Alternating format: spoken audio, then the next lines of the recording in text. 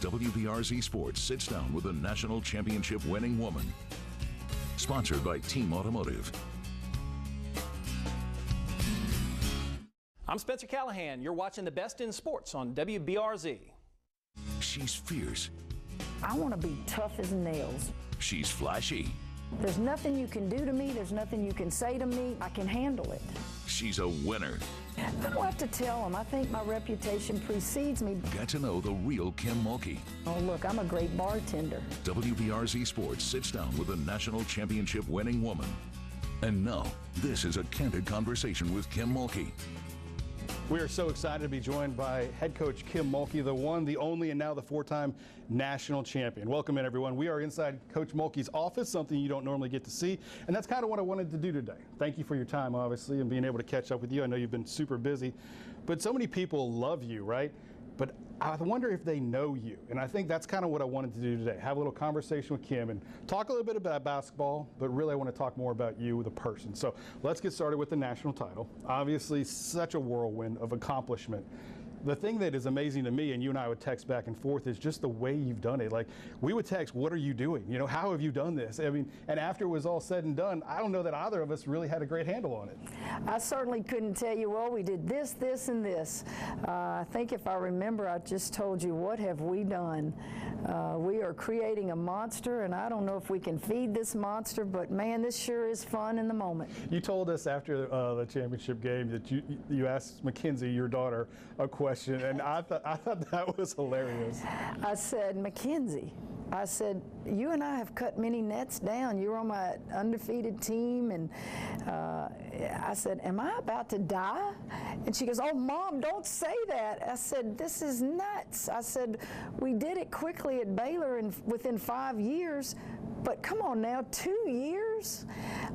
We just got a good laugh. We cried, and yeah, I did. I asked her that. I still ask her that. What do you think is most rewarding for you? They're all different, and like you said before, they're like your children. You can't have a favorite. You don't have a favorite. You love them all equally. What was maybe most rewarding about this run?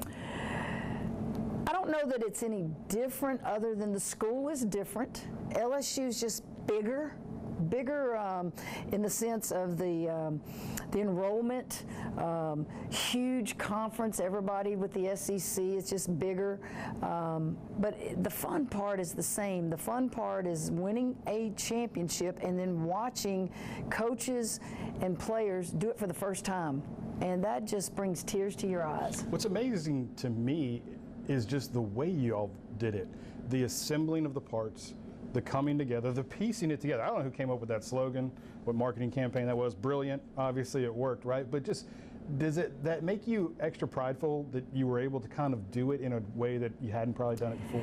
We always come up with themes. We do it within our office because we know our team best. We know what we face when fall rolls around. And we had 9 new pieces. And I thought, they're talented, but can we really get them all on the same page? I know we will, but how soon can we do it? So that's where the piece it together came from. Michael, to win a championship, I think it takes 4 things really. You got to have the talent. Okay, you got to have talent, and we did.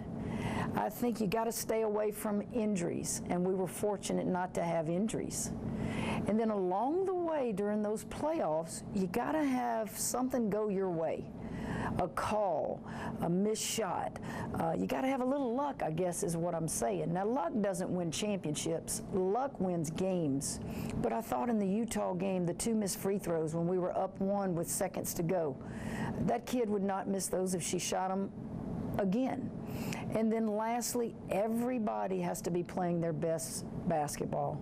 And I don't know that I have ever coached and won a national championship where every player played their best basketball. That's a dream. I mean, those are things coaches dream about, but that might be one of the biggest differences between my previous championships and this one is, in those games, we did what we were supposed to do, or we were the wild card, and man, yeah, but everybody that played in that game just played good. And the fun thing for me was that they all contributed at different times. Yes. Like there was the LaDeja game, there was the Lex game, there was obviously the bench players playing big in the national title role. Like you couldn't, I don't think, have scripted it better. No, and you dream of those. You lay in the bed and you go, gosh, I wish I could just coach a championship game and sit on the sideline and just watch it.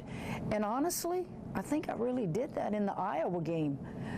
When you think about that game was won in the second quarter, and it was won by Samaya Smith, Jasmine Carson, Last Tier Poa. Those kids went in there and they performed, and we won it. Went up 17 at half and just maintained it. You'll never see bench players extend the lead like they did it in that game. And the crazy thing to me, and then we'll move on to basketball, the crazy thing to me is they never get that opportunity if the girls don't get in foul trouble.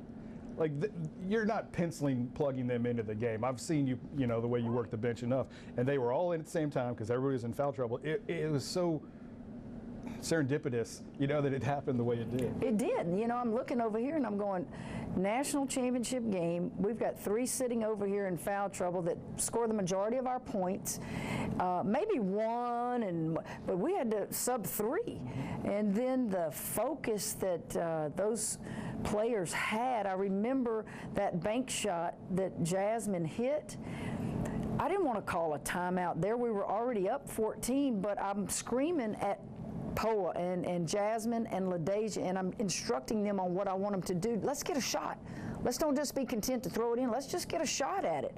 And I'm screaming at Poa, take the ball, go hard at the defense. Day, you just go find Jasmine's man, throw it to Jazz, and let's just get a shot off. She banks it in. I mean, you don't coach like that. It was just a focus by those kids at that moment. It was magical, no doubt about it. LSU with their first basketball national championship ever. When we come back, though, we're going to talk about Coach Kim. Our conversation with Kim. So many of you have asked me what makes her tick. We'll hope to find out after this. A candid conversation with Kim Mulkey will be right back after these messages. WBRZ presents A Conversation with Kim Mulkey, sponsored by Team Automotive. The Mazda CX-50. Confident on and off-road performance and intelligently designed utility inside and out. Get 0% financing for 60 months on the new Mazda CX-50 at Team Mazda on Airline. How does the Ruffino family make shopping at Sherwood TV and Appliances an experience second to none? We strive to make you feel like a part of our family when you walk into our store. We offer competitive prices on quality name brand TVs and major lines of appliances. We deliver and install, and when you have questions, you speak to one of us. We service what we sell, and we are there for the life of your purchase. So we invite you to continue to think outside the box, shop local, shop Sherwood TV and Appliances. Oak Lodge and Park 73 know that amazing weddings don't just happen. Planning, preparation, and attention to the smallest detail. That's what our team brings to the table. We put in the hard work so that all your guests see is effortless perfection. So shine, dazzle, toast, and enjoy your special day. Come celebrate with us at Oak Lodge and Park 73. We're kicking off summer with lots of new choices at the Team Automotive Group. Save on everything new during the Memorial Day sales event happening now at every location of the Team Automotive Group. What did it take for me to beat lymphoma? It took an incorrect diagnosis, a failed stem cell transplant, and one call to MD Anderson Cancer Center to renew my hope. It took the brilliant minds of my oncologists and a groundbreaking clinical trial to defeat my cancer and trailblaze a path to help thousands more. What will we do in the pursuit of making cancer history? Whatever it takes. And now, back to A Candid Conversation with Kim Mulkey. Welcome back, everyone, to our conversation with Coach Kim Mulkey. We're inside Coach's office, something that most of y'all don't get to see. A little bit of everything in here, Coach. A lot of LSU stuff, some old memorabilia as well. What's your favorite thing? Well, I took all of my Baylor stuff and put it in storage, and we renovated this office, and they won't let me put probably the things that matter the most to me, but they chose to put up, you know, AP Coach of the Year. I've got a Kramer and a McKenzie thing over there. I don't really know, Michael. All I know is the one that matters to me is that national championship trophy, and it's not in here. It'll go down in the PMAC somewhere. But yeah, it's an interesting office, and I have added to it in 2 years. We so have. that's a piece of the court. That's right. Every year that I've been to a Final Four, they send those as memorabilia, and that's a piece of the court. And y'all, let's break a little news here. You get a chance to buy the court. We do. Did you decide what you're going to do with it? No, I just let them decide that. This is the basketball right here that we played with. Nice. That's the Final Four basketball. I'm waiting on a case to come in to go along with the other 3 national championship basketballs, but we did just put that up there, and yeah, I've got a little bit of everything. Got nice furniture. Yeah. Got a big TV, you know, so I have a wet bar. Listen, that blew my mind that I could have a wet bar in my office. Now, I don't drink. That's what makes it really funny. But I guess it's impressive to recruits' parents when they come. Purple granite. I want to know, do you ever use that shower you got in there? Never used it. Probably won't ever use it. I work out at home when I do work out, and I haven't done any workouts in a while, but it looks nice. Fancy toilet in there. Listen, you don't even have to raise the lid. It does it for you, Michael. Amazing. You got a little bit of everything. One thing that you have in spades is a competitive zeal, right? And we've talked about this. I think everywhere I've heard you speak, people ask you, what drives Kim Mulkey? What gets her going in this manner? Because relentless is a word that I think with you, right? There's things that you want. Tenacious is maybe another. And one of the stories that you shared, and you shared different aspects of it at different times, but was just kind of a formative event in your life when you were, and when you got hired, people from Hammond, people from Tangipahoa Parish, out of the woodwork started telling me stories about you as a young athlete, right? And watching you play and playing on the boys' teams and all these things. And you shared a story of playing Dixie Youth Baseball, Pony League Baseball in Hammond, and playing with the boys, making the All-Star game, but then not being able to play in that game. How old were you at the time? I was 12. 12 years old. So this is pretty shocking, pretty rocking, I would think, for you. What happened next? Well, let me say this. There was no biddy basketball for girls. There were no camps to go to. And every day at school, I was the first one the guys picked at recess or PE to be their quarterback or to play. And so I'm thinking, gosh, I need something to do. And I saw this gentleman drop a stack of papers off when we were out at PE, and the guys went over there and picked them up. And when I say guys, I'm talking about my classmates. So I nosily went over there and saw what it was, and I just picked it up and put it in my pocket. And I tried out and was the first player selected, and obviously when you're the first player, you usually go to the worst team from the previous year. So I was the catcher, I was the pitcher, and I was the shortstop. And then All-Stars roll around, and we were in Ponchatoula, and I'm taken in and out. And all of a sudden, I see a congregation of women, TV cameras, my dad, a lot of people, and they motioned us off the field. And I, in that moment, found out what was going on. Now, obviously, my dad must have known, but he didn't tell me. He must have been able to get all those people there, and what it was, I was not going to be allowed to play in the game. Not only was I not allowed to play in the game, they wouldn't let me sit in the dugout, so I had to stand outside of the dugout. But in that moment, my dad said, "What do you want to do?" Because if you play, they have already said you're going to forfeit the game. Well, I'm not about to hurt my teammates. And I said, no way. And I said, we will fight this later somewhere along the way in the courts or whatever. And that's a true story. So I'm trying to pull my cap down. I don't, want them to see me tearing up. You're trying to be tough. But I think in that moment, I learned so much about myself because I was tough. I played with boys all my life growing up, but that was a moment where I had to make a decision as a 12-year-old. I had to make an adult decision, and I had to tell my dad, we're not going to forfeit this game. I will stand over here. And that's what happened. Is that what you did? Yeah, I stood at the end. We win the game. After the game, the guys all come by, tip their hat.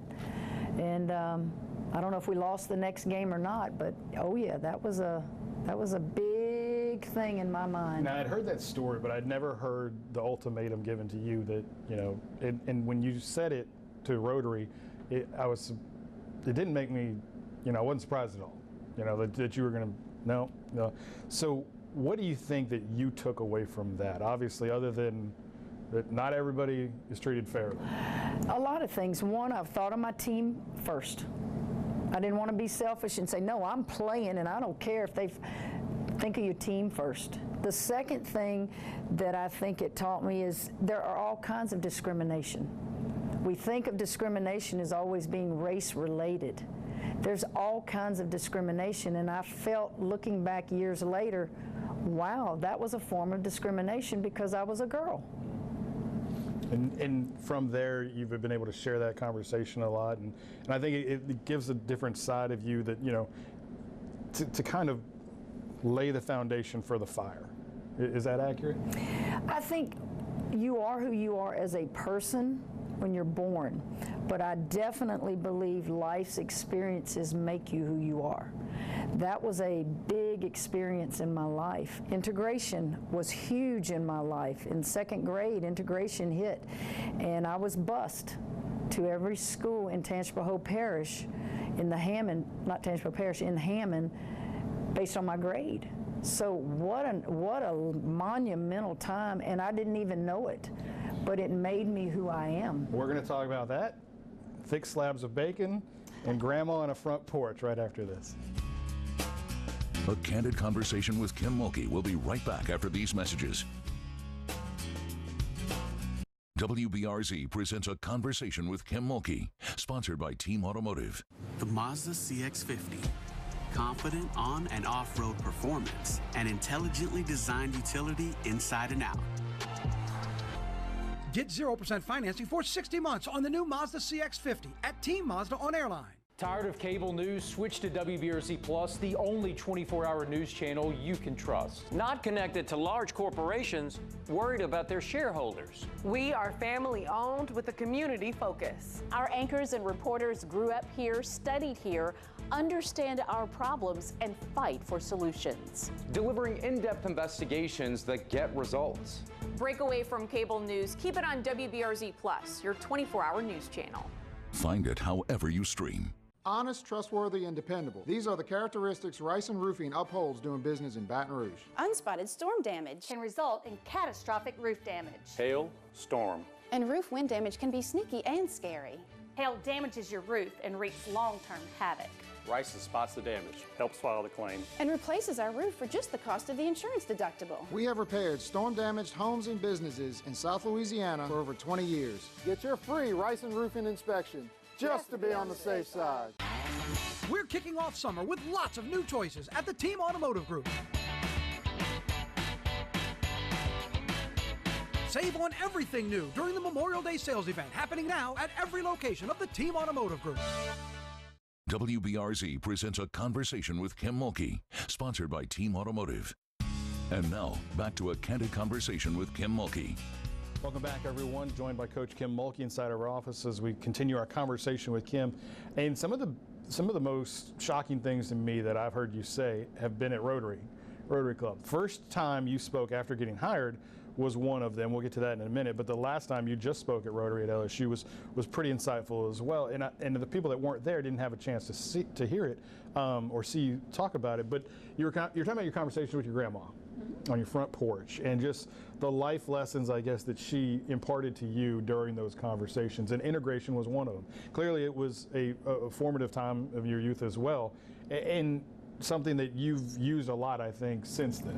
Well, my mother was the most informative when it came to integration. Imagine sitting a 7-year-old child down and explain to her what's going on in our country. And all I can remember saying to her was, "You mean people are bothered by the color of someone's skin?" I couldn't comprehend that. My grandmother, I would walk through the pastures when everybody was working, my grandmother, they owned a dairy farm, and I would sit on the front porch with her, and such a religious, spiritual woman that didn't have the education, beyond probably 8th grade.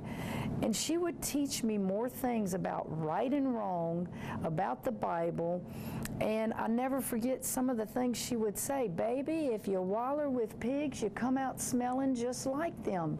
It doesn't take a PhD to teach things like that. And we would sit on that front porch, and huge slabs of bacon she would fry, and we would drink a Barks root beer out of a bottle. And she was a big woman. We didn't worry about what we ate. We just ate good.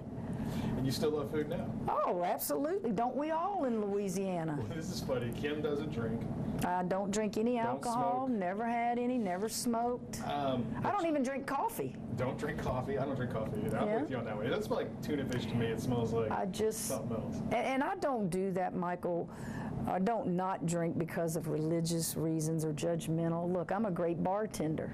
I have alcohol in my home. But I think, honestly, I was scared of it. I thought, if I ever try it and I like it, watch out, because I know I love to eat. And so what you don't know, you don't miss. What's your favorite thing to eat here, better? Oh, you name it. It just depends on the day of the week. Italian food, I love Italian food. I love fresh seafood. There's not much I don't eat. All right. One of the things that's absolutely floored me, because I'm used to the speaking circuit. I understand people are going to ask questions. Who's your starting center? What's your starting five? Whatever. Second time I heard Coach Mulkey talk was at Rotary last year, and you led out with a conversation about divorce. Like, just absolutely silenced the crowd, and your message was, think about it. Think about it, and think about it through the lens of your children. And like, that resonated with me, because it told me you were not just an athlete. You were not just a coach. You were not just somebody that was there to get wins and get a paycheck. And I don't know if anybody else walked out of that message, but I got it, so thanks. Well, I don't have many secrets. I'm a very private person, but obviously because of what I do, I have to be public. And I feel like if things happen to us as public figures and we don't share things, we're not helping people. And I have never shied away from talking about how hurtful the divorce was. I even offered to give up my career to save my marriage. And it does affect children. I don't care if your children are older or younger. I think my message that day, if I remember, is divorce is too easy now. Divorce is too easy. You need to really do some soul searching as a human about the selfishness of a divorce and how it affects other people, not yourself. And I won't ever get over it. Deep down internally, I feel like a failure, that I couldn't make my marriage work. Not that I did anything other than coach and maybe neglect a husband that needed warmth and hugs and all that stuff. It's something that I just want people who are struggling to fight through it if you can, because I believe this: when you start dating somebody, you're like this. And then when you get married and you get children, it starts going like this, because you get busy. But when the kids are gone, it's going to come back together right here. And I do believe that, and I think people give up too soon. In the last Rotary conversation that we had, you admitted you had trust issues. Part of it is obviously that. How have you worked through that in your life? Well, my trust issues aren't just from the divorce. My parents divorced, and I was in college. Trust issue is probably watching things unfold with friends and relatives and people in your life where you go, wow, I never would have thought that would have happened. And so I just know that when I love hard. And when you're in my circle of friends, I'll do anything for you.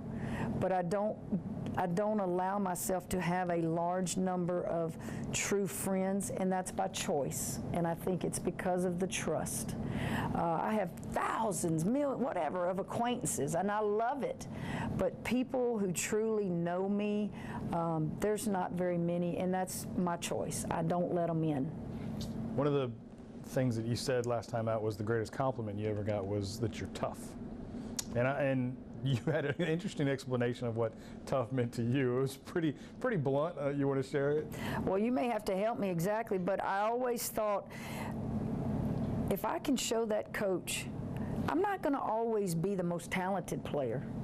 I'm going to be one of the smartest players, but I want to be tough as nails. You throw anything at me, coach, there's nothing you can do to me, there's nothing you can say to me, nothing. I can handle it. And I'll never forget, Leon Barmore said it to me one time, and I thought, wow, I've waited a long time to hear that. And then Pat said it to me, that girl, she's just tough. And I don't know, maybe it's just growing up in the country, playing with boys, I don't know, integration, whatever it is, but I just want people to be tough. Not tough in the sense that you got to walk around looking, you know, I'm going to whip you up. No, you can be the most feminine, wear clothes, eyelash, whatever, but internally, your mind is tough. And I think that's what I probably was trying to say at Rotary. Do you tell the girls that you recruit that, or is there a message like, look, it's not going to be easy? I don't have to tell them. I think my reputation precedes me, but the thing I do have to clarify is I'm not crazy. I'm not going to hurt you. In that locker room, we're going to have some of the most fun. I am really a quick-witted comedian, and that's the part people don't see out there. They see this tough woman getting on referees and doing all that. Well, guys do it all the time. Men do it all the time. That's intensity. That's passion. But away and in that locker room, we have fun. We cry, we laugh, we're real, we dance. That's the part the public doesn't see, and I tell my players, shh, don't let them know that. That's my competitive advantage when I go out on that court. Well, I hope that gave you a little insight into what Coach Mulkey is like, the real Coach Mulkey. It has been a pleasure getting to know you these last couple of years. We've talked more in the last 6 months than I think we ever have, but I appreciate who you are, and both on camera and off camera, and I like seeing the difference between the two of them. Well, I have more motherly instincts and grandmotherly instincts than people know, and that's because I don't let them see it. It's at home. It's in the locker room. Listen, I say this and I mean this. If a decision had to be made between my career and my role as a mother and a grandmother and my family, that decision was made long ago. And that's probably why divorce just really hurt me so bad, because I want my children to be married. I want to have grandkids, and I believe in that. And I didn't want them to become a statistic because of their mother's failed marriage. Well, certainly you've succeeded in many, many ways, and I think spreading the message, like you said, if you don't share your struggles, if you don't share your journey with others, then how can you ever help them? So, Coach Mulkey, everyone, thank you for your time. Thanks, Michael. Thanks, everyone, for joining us.